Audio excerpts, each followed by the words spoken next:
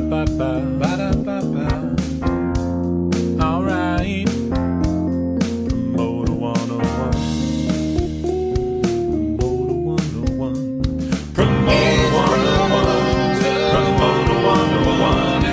Promoter 101. Promoter 101.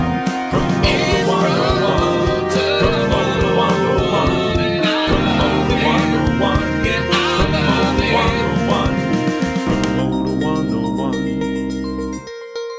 Hi, this is Heath Miller. Becca Leifer. Ed Mike Cohn. Derek Dimmenstein. Jason Kupperman. Jason Miller. John Schur. Marcia Flessick. Mike Fruitman. Ricardo Bacco. Peter Schwartz. Nick Storch. I'm on Promoter 101. Promoter 101. I'm on Promoter 101. Welcome to episode 93 of the Promoter 101 podcast. This week, we've got a special podcast, a little bit of a revised format. Dan is up in Toronto at IAVM. That's the International Association of Venue Managers Venues Connect Conference, and he has got a star-studded panel. It's the agent versus promoter panel. I think this is the 150th iteration of this panel, but Dan's led a great one here, and its full entirety on this broadcast you will hear when we're down in Toronto. So let's flip it up north of the border.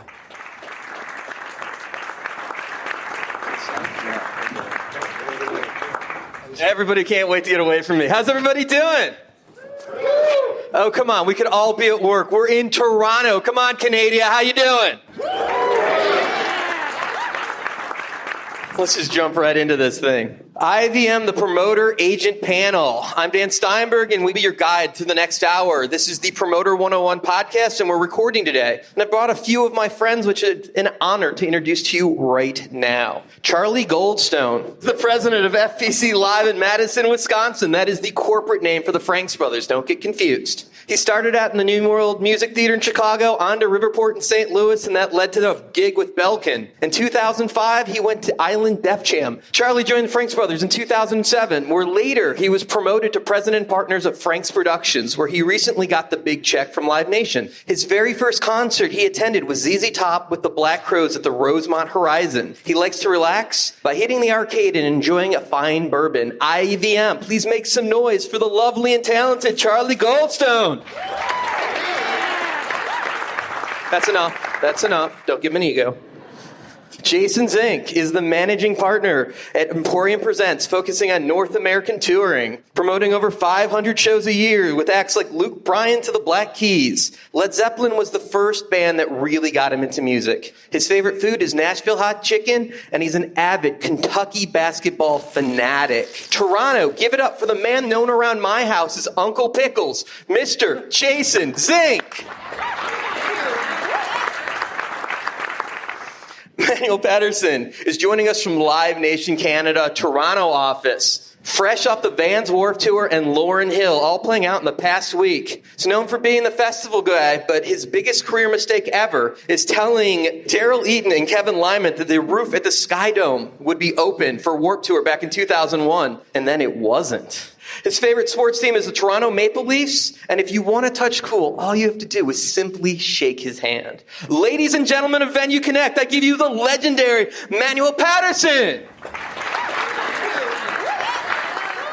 Brian Hill is a Nashville transplant via Pasadena, but you'd never know it, as he's a serious country agent at CAA, handling Home Free, Chase Rice, Eli Young, Aaron Lewis, Low Cash. You guys gotta get the idea, right? With his love of fine food, travel, music, and of course his 4 kids. That's right, he's got 4 kids. But he's a master of balancing it all, or fakes it like a champ. His first concert was Gordon Lightfoot at the Greek Theater, circa 1982. Getting up there, buddy. His favorite sports team is the Nashville Predators. That's right, they got hockey in Nashville now. Canada, make some noise for the illustrious Brian Hill. All right, bring it down, bring it down. Someone truly special. APA's Ralph James, former bass player of the legendary Harlequin, turned agent with an ear for talent, booking Billy Talent, 3 Days Grace, and Nickelback, and an inductee to the Canadian Music Hall of Fame.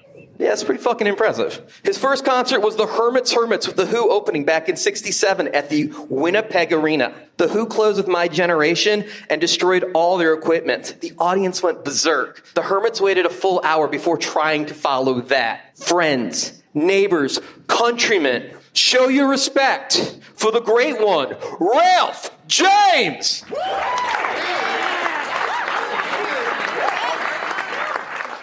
Now that you've met our contestants, let's play our game. Charlie, what tours are you working on that the folks in the room can still get in on?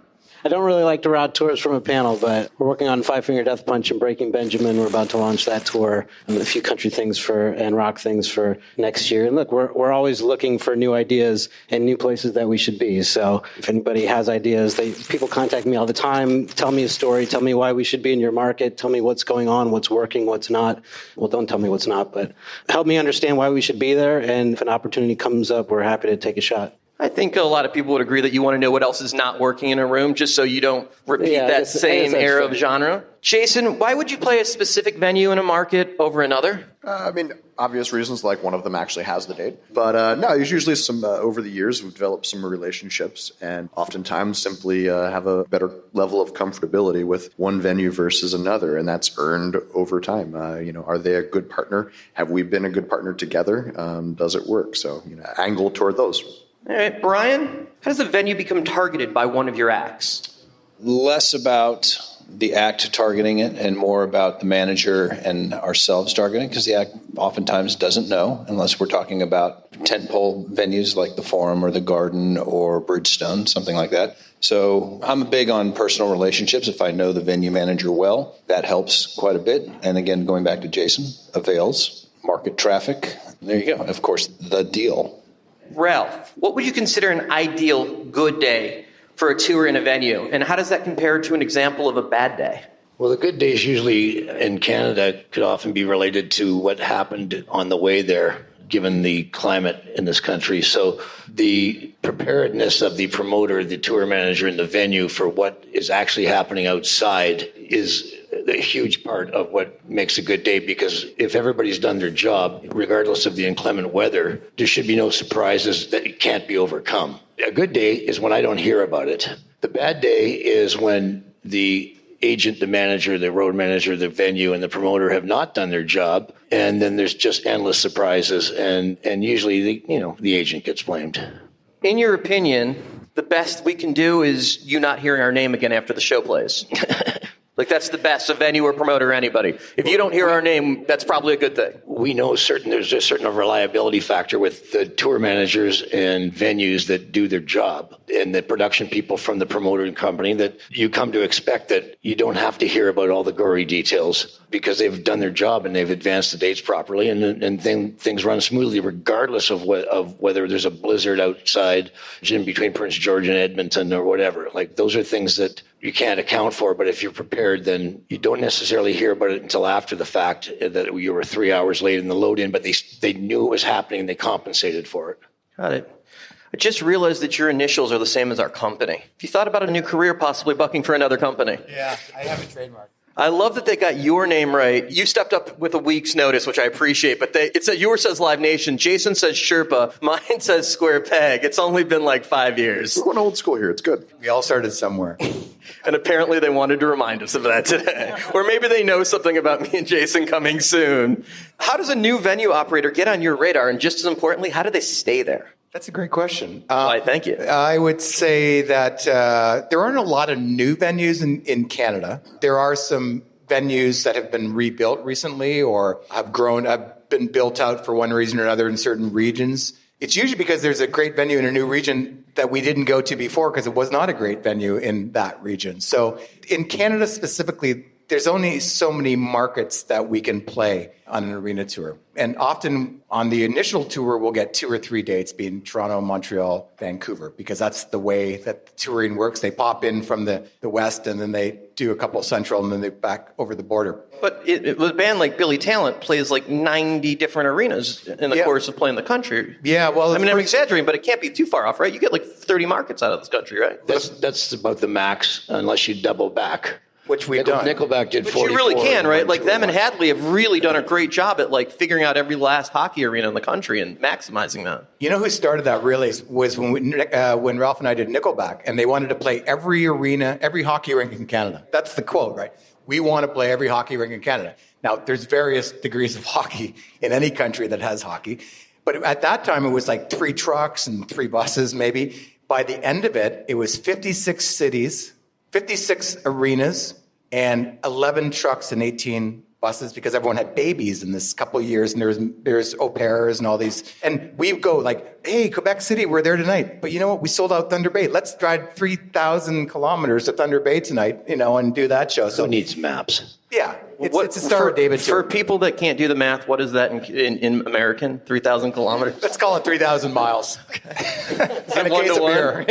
Yeah, it is now. But the thing is, keep my radar. I have venue managers and organizations that contact us all the time. We have a relationship with them. They send us their avails when they hear about a tour through whatever their communications are, and they say, hey, is so-and-so coming to Moncton, New Brunswick? Are they going to Interior BC? Are they going to Kitchener, Ontario, which is an hour outside Toronto? So there's a real back and forth in Canada with a relationship. The managers and the GMs in Canada seem to be very active in knowing what's going on. So if they have a Zamboni, they're probably a good enough arena to get a Nickelback Yeah, there. the Zamboni helps. The hand-pushing ones are no longer in action. So. Well, let's do a little word association, a little free counseling from your friends at Promoter 101.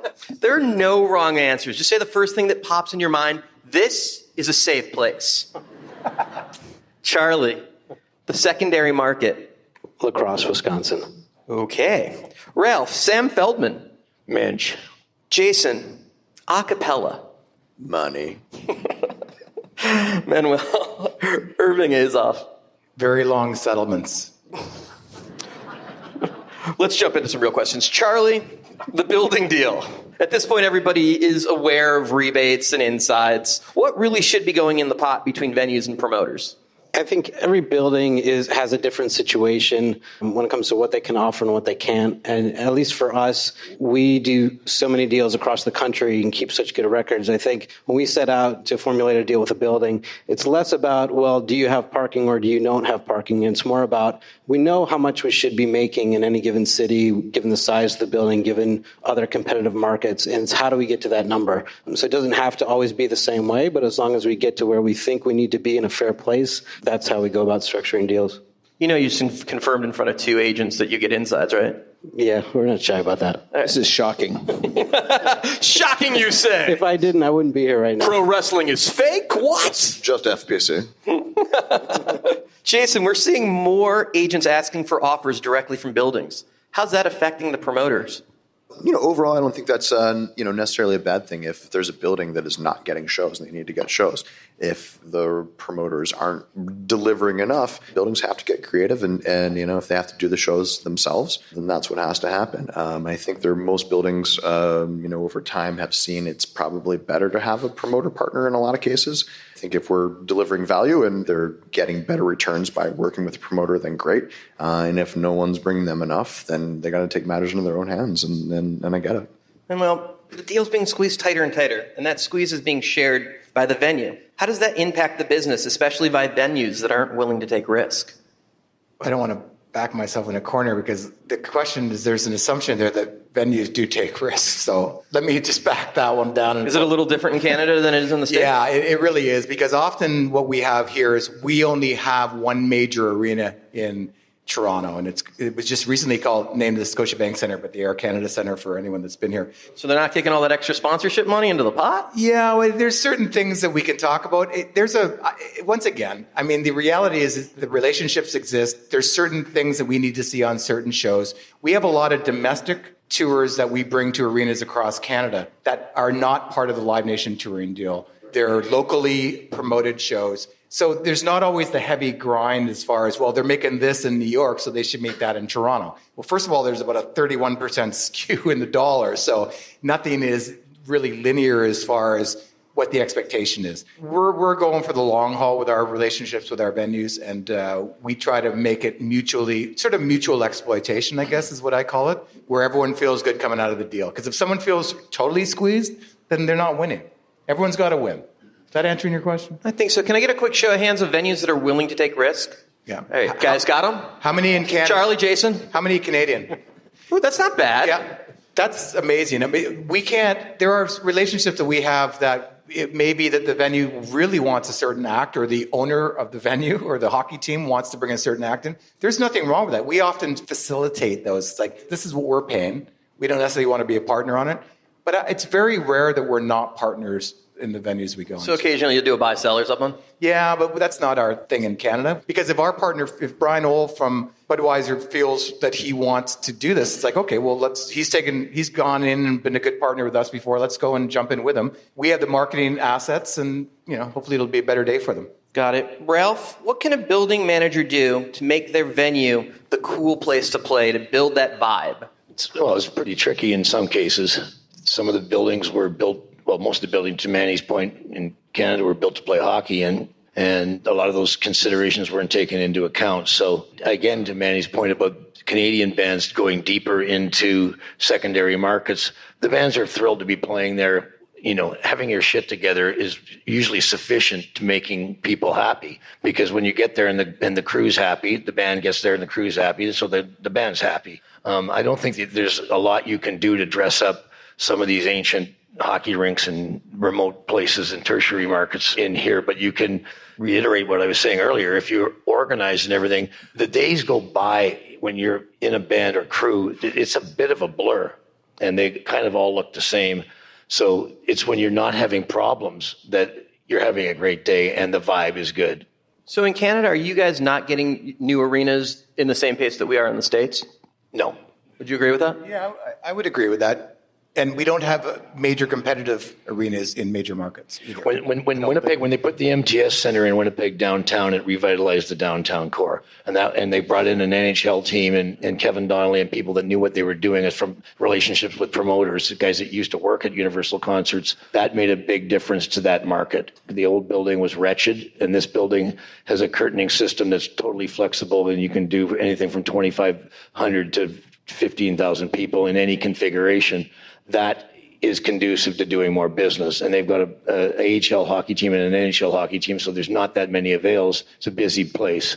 The new arena in Edmonton is beyond spectacular. It's also downtown. And so to say that there's not a lot of new arenas, the new arena in Quebec City, they don't even have a hockey team. I'm not sure how that's going to work out exactly. Do they have a Zamboni, just out of respect? They have multiple Zambonis. And it's one of the most beautiful buildings. Zamboni added? They have, as everyone gets a Zamboni when they walk in. They built a $400 million. We got to go, dude. A $400 million NHL arena. It's NHL ready. Its space is spectacular. And they're not quite on the A list for the team. I think Seattle may get one before that, but it's like, so they're building, I would say, but we don't have the population to sustain, hundreds of arenas in our country. For the non-Canadians here, there's more people in California than there are in Canada. Well, that's because they keep moving down to run the LA office for Live Nation. If you guys would keep your fucking executives here, this wouldn't be a population issue. That's right. Let's do a little speed round. You just can't say both. Just your personal preference. Jason, better ancillaries, country or Christian shows? Country. Yeah, that was a little easy one. Brian, skip a market or play for a subpar promoter? Skip. Ralph, Dunkin' Donuts or Tim Hortons? Neither. Wow. It's the Okay. same as both. It really is, but he's a legend, so I'm not fucking with him. Charlie, CAA or William Morris? Why did you have to do that to me? I love you. You know that. He has a couple tours in the balance right now. Choose wisely. Exactly. Yeah. We can wait. What's... I want another question. Can I drink the Patron now? I thought that was part of this game. Isn't there Patron? All right, we'll get there later. Manuel, who's a better leader, Trudeau or Rapinoe? I think there's a place for Michael if he decides to come back to Canada in the future. I would say Michael. It's a hard question. They're both kind of killing it right now. Of course, Michael hasn't legalized marijuana in Canada yet, so there's room for him to grow into it. But no, Michael Rapinoe is a very, very good leader and visionary. All right, Jason, with new technologies like geofencing becoming a great way to find out who's in the venue besides just who bought the ticket with a credit card, but at a great expense to build these contact lists, would you be willing to allow the cost of geofencing the venues occur to be a show expense?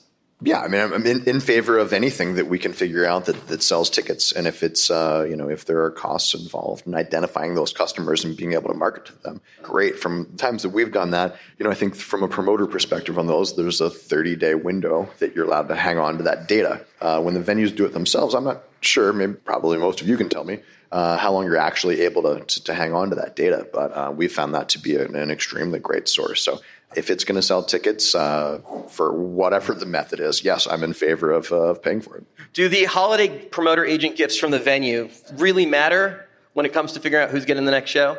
Whatever they send you. There wasn't code for it, like old age stuff. Holiday. Do they still do that in How many Canada? holidays do we have? We have a lot of holidays in Canada. Not enough, apparently, but it doesn't matter. But the great part is a lot of them come in with their teams, and they bring you, portfolio or some kind of cube with dates on it, or some kind of thing as like a tchotchke of some sort.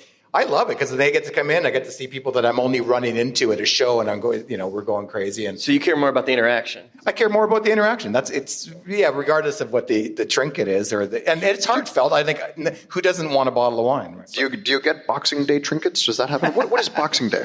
It's time for me to see my family if I don't have a show. That's all. I just thought you guys honored Don So you King think it's on a that made-up day. holiday too? Okay, got it. We have a family day now that we made up a couple of years ago, so it's I like February. the yellow tractor. The answer to your question is that it's very much appreciated when we see the people from our local arenas and stuff show up, and it's great. It is a conversation. It's a conversation that's you're not working.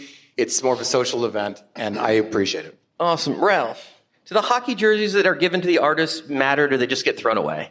To Canadian artists, most of them really matter. I'm not sure. Well, we don't have nearly as many hockey teams in the States. A Predator so. sweater. That's right. Yeah, because I'm a Jets fan, so I wouldn't want one. No, I think I think it's not like it's a new thing, but it shows respect. I know certain bands that have massive collections of them, and they're pretty proud of them. So yeah, do I need the junior B lacrosse team shirt? I'm not sure, but for the artists, I think that it does matter, and it shows respect, and you'd get the picture taken with it. And we were in this venue in this city that's where the team is the primary tenant. We're there once every 2 or 3 years, and that team's there 42 games a year. So I think it's important to the city. So therefore, if a band's smart, I think they get a kick out of it. So There's another thing too to add to that. If I could, when Billy Talent was playing Quebec City 2 years ago, Ontario made like a junior hockey, it's a feeder team to the NHL and mostly Canada, outside of the NCAA, which you guys have. The coach of the Quebec team had just won a ring 2 years earlier with Pittsburgh. So he had his ring, his hand was massive, the ring was massive. So he was right out of the NHL. So the Billy Talent guys who I play hockey with the bass player, they were blown away. So this guy was right out of the NHL. He just had a coaching job. He went back to Quebec City. There's more to it. So you play hockey with the guys as if it's golf? I play golf with the guys like it's golf too, but yeah. The summer's 10 weeks long. You can only fill so many dates in. But so Ralph is right. A lot of these guys, and they love it sometimes when they get the player jerseys because they're scuffed and they have blood on them. It's really neat. Jason, we got to learn how to play hockey, man, if we want to compete. You on skates is awesome. I want to do this. Jews on ice. It's a new musical. So IAVM was really great about sending me questions that the venues wanted to hear. So this one in particular came from them, and it was interesting to see the input of what venues wanted to know from agents. This one, I kind of want to know personally. Why do shows insist on pricey tour catering now that buildings have amazing executive chefs in-house that can do it cheaper? Pinging off what Ralph was saying earlier, these dates all tend to look the same. So the road becomes their home, right? The arena's the home for the day. And if pricey on-tour catering is the way they want to go just to feel a little bit more Groundhog Day or normal, then that's how they want to spend their money, or your money. To me, I always counsel against it unless you're on a big arena tour. I think you should just go local, keep it cheap, say no lasagna, and see what they come up with as far as local specialties go. But they want to feel like they're at home for the day. A lot of artists like the local wines, local cheeses, local things like that. But you cannot blame an artist where they have dietary restrictions and they want certain. It's a new program, Farm to Locker Room. Exactly. Henry Rollins has an unbelievable story that we don't have the time for today, but if you read his book, Get in the Van, he has a story about going to Russia and the tour manager thinking he was doing a favor, saying, on the entire Russian tour, we want local, indigenous, peasant Russian food. And they got there and it was completely awful the entire tour, and it was just like borscht, and unidentifiable meat in sauce. And Borscht and 3? They could, yeah, exactly. But that always sticks in my mind when people complain about tour catering. Charlie, let's go back to William Morris or CAA. I'm going to go with Dunkin' Donuts. Okay. That's also the wrong answer here today, by the way. You're 0-2, and it's the bottom of the ninth, Charlie. You got one more shot. Country music has become successful due to extensive touring, incorporating massive rock show production, and asking for reasonable guarantees, allowing reasonable ticket prices. Now its prices are sky high. Charlie, is this going to hurt the country tour business? Well, the country touring business is so healthy right now that they're not at a point of saturation, and I don't think anybody really knows how high the ceiling's going to be on some ticket prices for the hottest acts. But there's plenty of artists out there that aren't pushing the envelope and aren't necessarily chasing that high guarantee and are building their own careers in a reasonable way. And so I think that there's plenty of business to sustain country for a long time, in addition to the major country acts getting top dollar wherever they go. I want to take a minute and acknowledge some of the bigger people in the room. And I want to thank Kim Badir for being here and John Bolton. And there's so many legendary people in the room. It's so great to all get you guys in one room and taking the time to hang out with us. So we're here because we wanted to interact with all of you. And it's amazing that you guys take your time to be here today. So I wanted to thank you guys for that. Before we move into our next round of questions, Emmanuel, why don't more pop acts play secondaries? Pop acts sell tickets best when they have music on the radio. Isn't there radio in secondaries? Yeah, there is radio in secondaries, but not the depth that you might think. And they're influenced in different ways, and they're smaller, their wattage isn't as big and stuff like that. I think certain tours only have a certain amount of time to actually go out and hit all the markets. They got to hit while the iron's hot. They got to hit while the song is hot, more reference. They often come around and try to do it again. We'll bring them into a couple secondaries once the main tour is off the grid. And that's how we reintroduce some of these markets that may not feel like they're getting our attention. So I think it's based on radio play, mostly. I mean, terrestrial radio, you can't or non-terrestrial radio, digital, you can't geo-target some of these places like interior BC. Not really. You don't know. And then you look at the spins, it's like, oh, they got spun twice. Well, that's great, right? Well, the other station doesn't spin them at all. So that doesn't tell me that there's going to be 5,000 kids coming out to see a pop band. So I think it's based on geography and population. Part of the problem we have also is just the size of the show, and so many pop tours are relying on huge productions. It's really hard, both financially and logistically, to roll with 20, 25 trucks into a secondary market because it's hard to make the money work. I think you guys have got Metallica out now, right? It's like you guys are having problems with going into some venues just because it's so heavy. Yeah, there's engineering studies going on everywhere. I mean, we're going to make it work, but it's months and months of making sure we can do this and figure it out. I love in some of the Canadian arenas where they could fly it, but they wait the roofs because of snow, and then you can't fly it just in case there might be snow in July. Yeah. That's it. Like there isn't a winter and summer rating, which I think is awesome, but it's all based on what snowpack could be. So all those tours have to come through in 10 weeks of summer when we know there's not. That's not exactly the truth, but it's a good story. Why should we let the truth get in the way of a good story? Charlie, what advice would you give on managing the policy for traffic of similar artists? That's a good question. I think this comes up a lot more, obviously, with country than some of the other genres. I think, number one, knowing your market is super important. There are certain markets that can do 3 or 4 country shows a month, and there are certain markets that can't. So having an understanding of what your market can actually sustain is important. And then I think just being consistent with the promoters and the acts that are coming through, having a policy and sticking with it so that people have an understanding of what they're getting, the protection that they're getting, and understanding that if they get bumped for something else, because you're protecting another show, that if we come in there with a show, you're going to protect us as well. There's a lot of different policies out there. There's some buildings that don't protect anything, and there's other buildings that are extreme. I think, Little Rock will only have 1 country show on sale at a time, but it works for that market, and it helps ticket sales for Little Rock. So just being consistent and having a knowledge of what your market can actually sustain is important. Brian, I'm going to ask you a similar question. How many days do you feel is important between shows of a similar genre playing a venue or market? Again, it's a general question, obviously. Right. Yeah, you got to qualify it by the market, of course. But, I think at least 2 weeks. And really, again, it depends on the velocity of ticket sales, if you will, or traffic, when the on sales are orchestrated, all that kind of stuff. At least 2 weeks. Charlie and I are routing something now where we're asking for 2 weeks on each side?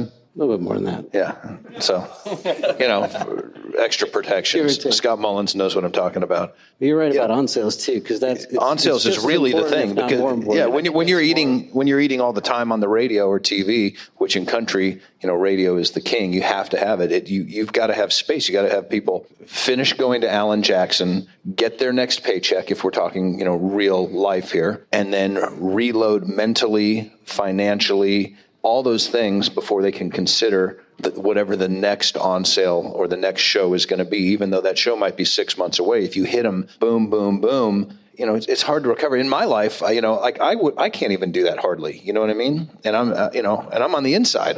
Your consumer needs time. I think just to jump in on that, in Canada, because of the seasons here, I mean, there's a show every night of the entire summer, at least one at the Budweiser Stage, ACC, or the Scotiabank Arena, or the Rogers Center. I mean, I don't think there's a day here when there isn't a major show and it's crammed in because of the seasonal aspect of it. Now, is that because this is Toronto and one of the biggest markets in the world, or is that you seeing that across Canada? Toronto specifically, but we've seen more this year than at my 30 years. So, I think too, there's a huge number of people. I think to your point, there's only so many nights that they go, oh, I'm going to go to one baseball game. I'm going to go to one concert. I got a wedding I got to go to this summer. And I got, here's the list of things I can do. And am I going to go see Alan Jackson? Or what are the things I'm going to do? And I just can't do everything just because of their actual, they have calendar, because they have real jobs. Yeah, not only that, but, I think one of the things that helps this is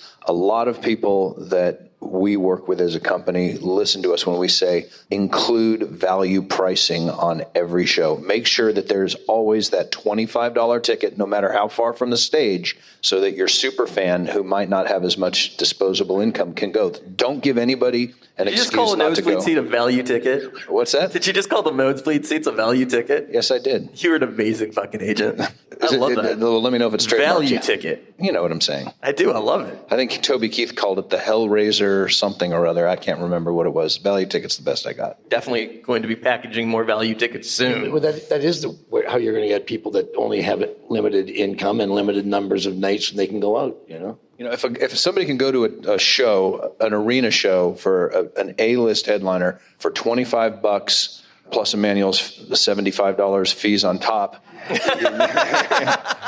No, but you want to, if they can go for $25 where the front people might be paying $150 plus everything, at that point you're servicing the consumer. You're right about the value ticket because we do those things up front now. There's at our amphitheater, for example, there's a pizza 4-pack, and there's this, and they're in corner fours that we would not normally sell at a high ticket price. It's like, let's fill them in. And if they're lucky and the show doesn't sell exactly the way we want, then they move down a little bit. Well, and it helps your per heads too, right across the board. Per get them in the door. For sure, it does.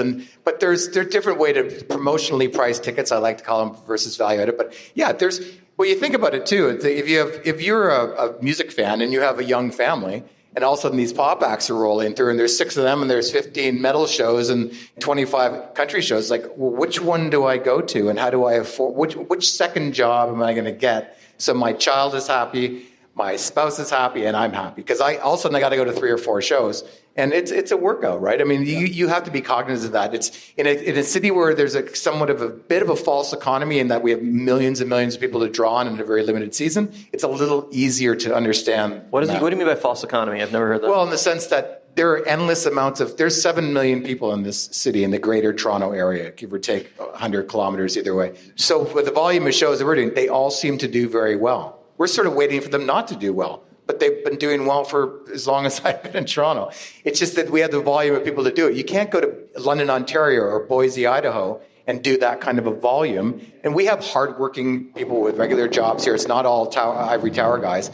But we're really selling to the people of regular jobs that need to afford to do this. And they go to a cottage for a week, because that's what we do in Canada. We go to a lake somewhere, and it makes us feel better about the winter and all, stuff like that. So you are fighting for a dollar. It's just that there's lots of people with lots of dollars in this market, I guess is what I'm saying. But you got to be cognizant of the families who are taking not just a husband and wife, but they're taking kids, and then they want to go out on a date night, and that's a whole nother trip, right? So it's we run into markets where we hit a wall. And a market like Ottawa, Ontario, for example, which has a professional football team, a professional hockey team, this and that and the other thing. But because they do so many festivals and they're a bilingual city, because they're back up against Quebec, there's a lot of free stuff going on there. So we tend to really be mega aware of what we do on a hard ticket in that city. You hit on something that I know me and Jason talk about a lot. We're waiting for shows not to do well. And we're not hoping for that. And I know you're not. But the economy has been really good, and shows have been selling for a while now.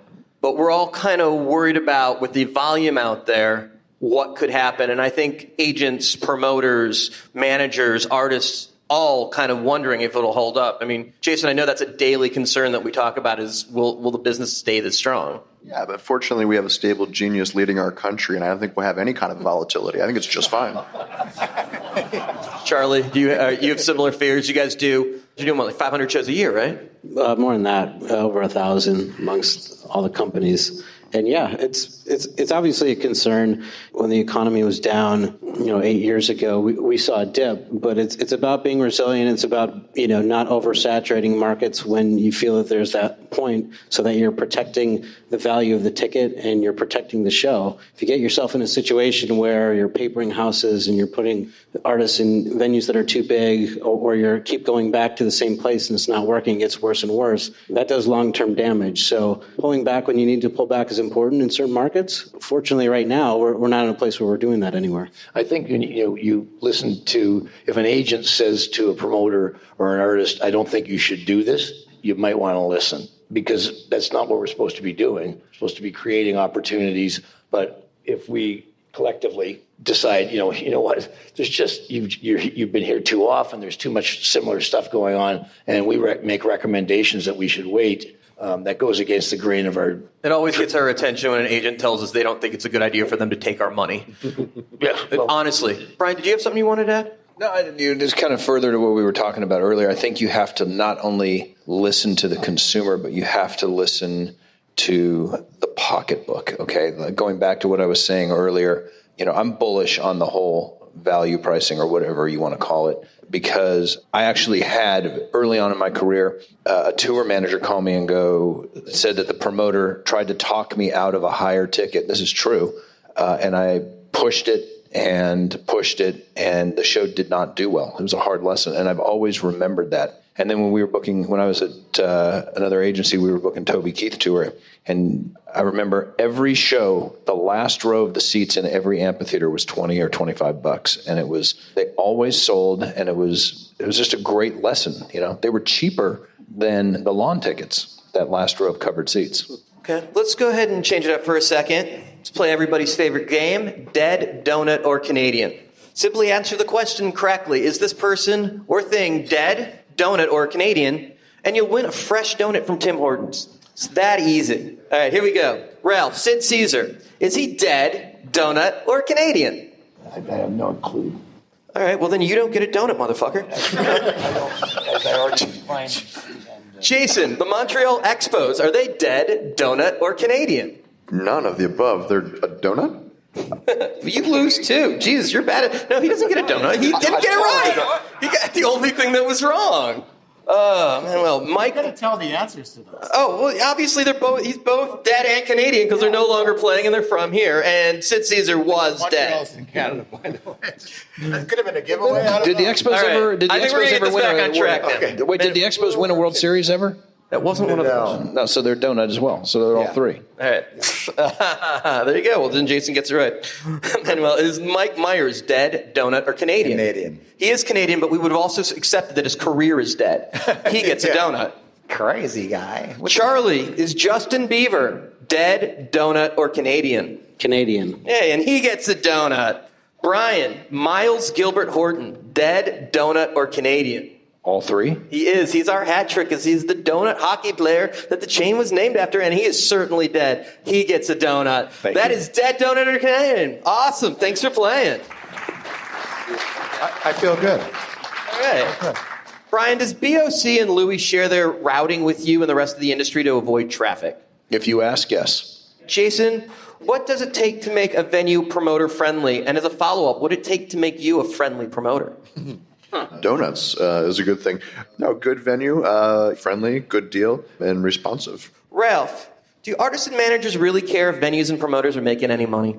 You can talk about the artists that have given money back to promoters from the fingers of one hand. So they do care, but they don't necessarily make the effort if the things don't go right. So nobody's losing any sleep. No. Well, yeah, obviously we want the successful shows where everybody's happy. And obviously it'd be great if everybody made money. But our job not necessarily is we only have one person we're responsible to in most cases. Well, can you give us a sneak peek of what Live Nation has coming up that maybe isn't announced yet? I could, but I'd be killed if I did, so I can't. We have a lot of good stuff coming up. You guys are doing a couple shows a year. Charlie, what is your favorite venue to work My with? favorite venue to work with? Anywhere in the world. Another tough question. I don't have any specific favorite venue. I think there's a bunch of venues that we go to, 4 or 5 times a year, and those venues know who they are, and the ones we don't go to, there's probably reasons for that. But if a venue wants to get on the favorite list, again, I think a lot of what Jason said is correct. I mean, the deal's part of it, but being a good partner in the market, both with marketing, ticketing, everything, having a facility that you're proud of, entering people in your facility like it's your own home is a big deal to us. And if you're not getting shows from a promoter, you should call and ask why, because I think you'd learn something. Jason, who's your favorite venue executive you've ever worked with? Everyone in here. Favorite? I'm gonna go with John Bolton. Great guy, and remember working with him in Evansville, Indiana, and he came up with all sorts of creative, fun things to do there. And if you can make Evansville, Indiana work, you can make anything work.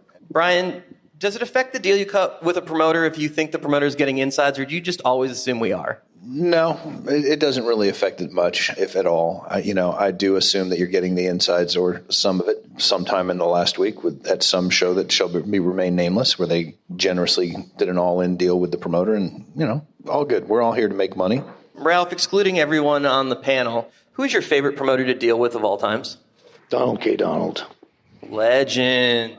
And, well, who's the worst thing a venue can do in your personal opinion? Spell the name of the artist on their marquee incorrectly. Oh. Yeah, Megadeth is not spelled like it sounds, kids. Just to let you know.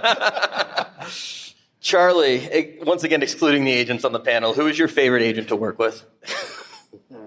Again, I've got a lot of really good agent partners. Ron Opleski's been great. Aaron Tannenbaum's been great. Ryan Harlocker's been great. Good friends of mine and good agents. All right. We're going to jump into our next round, and for this, I'm going to invite our special guest, bartender, fresh from competing at the World Series of Poker in Las Vegas, from AC Entertainment, Ten Heinig. It's our special guest bartender today. Please give him a hand. That's right. It's time for Truth or Patron.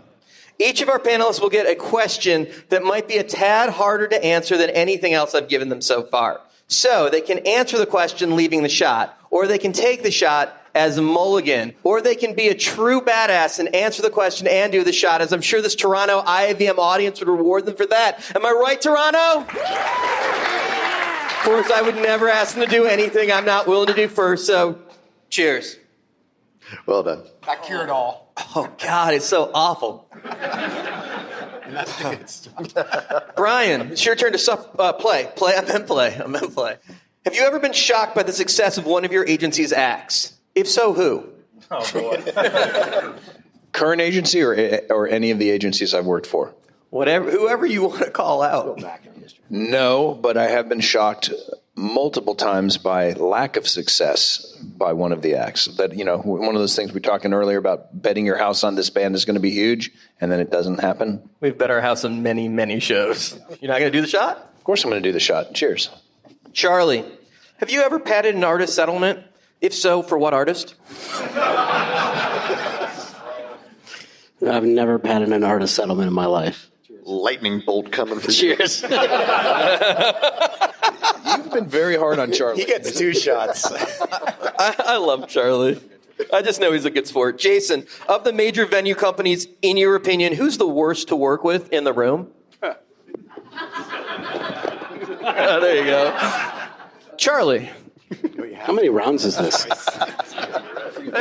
It's cool. It's no big deal. Nobody minds if you go twice. Now that the Franks have sold to Live Nation and you're a partner, what's your personal net worth? Another shot for me. You'd be very unimpressed by it, by the way. You've been very hard on Charlie today. Ralph, have you ever sold an act for more than you believe they're worth? Constantly.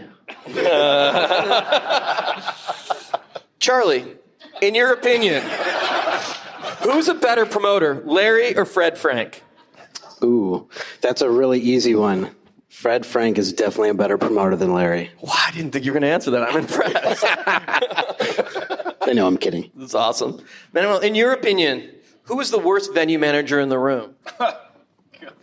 wish I had my glasses on because I really can't see more than 10 feet beyond the stage. So, no, I never. I'm taking the molly on that. Ted, I'm not going to let you out of here before you leave. In your professional opinion, who is a better promoter, Ashley Capps or Bill Graham? Oh, man. Awesome. Thanks. Give it all up for them for playing Truth or Patron. And you guys can all thank Brian Hill for inventing this game years back. Before we let you guys out of here, what's the difference in your opinion between the U.S. and Canadian touring business? At a high level, just geography.